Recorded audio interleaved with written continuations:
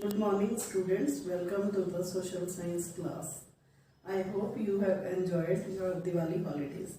I also hope you have done well in your half yearly exams. In this new session, we are going to start last chapter of geography section, namely manufacturing industries. In this chapter, we will study about meaning, importance, factors affecting location of an industry, classification of industry, major industries of the world, etc. But today's lecture we will restrict to only meaning of manufacturing industry, importance of manufacturing industry, and factors affecting location of an industry.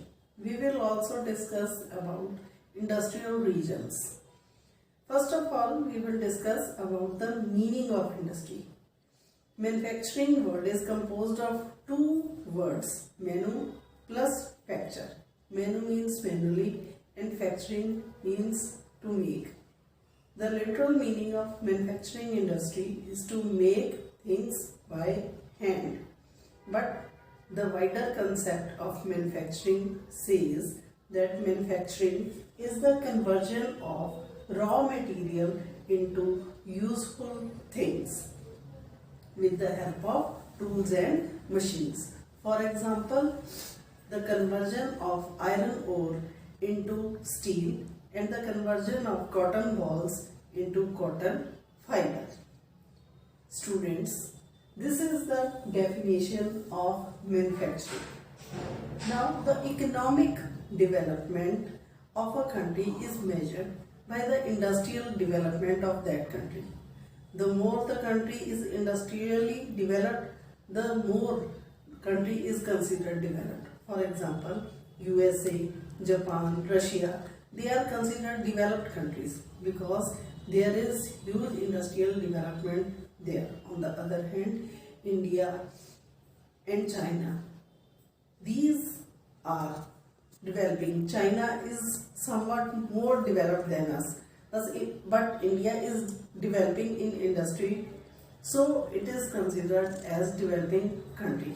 On the other hand, African countries, they are backward because they are not so industrially developed. Now, why the industrial development is so important? For example, first importance of manufacturing industry is that it converts natural things into saleable things. The more the raw material or natural thing is processed, the more its value becomes.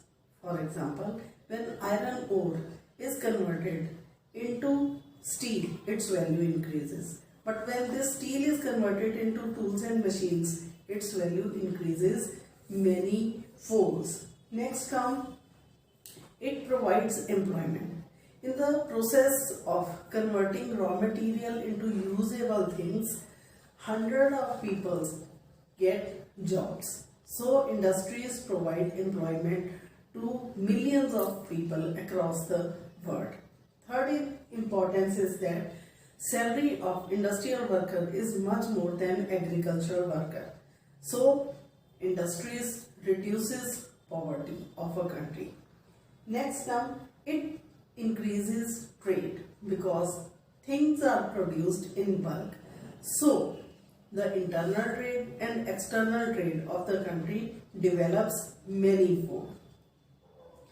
Lastly is it strengthens global relations because all the countries imports and exports hundred of items. That's why the relationship between different countries are strengthened. This is the importance of manufacturing industry.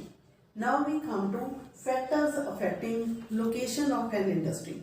There are two factors, geographical factors and non-geographical factors. Geographical factors are land, climate and availability of raw material. Now land or relief feature, how it affects the location of an industry? Students, it is always advisable to set up industry in plain area where transport system can be easily established. But some industry, they are located in hilly areas only. For example, tea. manufacturing of tea, because tea is grown in the hilly areas. That's why tea industry is located in hilly areas. So land plays an important role while deciding where to locate the industry. Next come climate. Certain industries require distinct type of climate. For example, cotton industry is established, there is availability of humid climate so that the thread do not break. For example, most of the cotton industry in India are located in Maharashtra and Gujarat because of the proximity to the sea. Third and very important geographical factor is availability of raw material. Students, raw material must be located near the industry, because otherwise cost of transportation will be very high.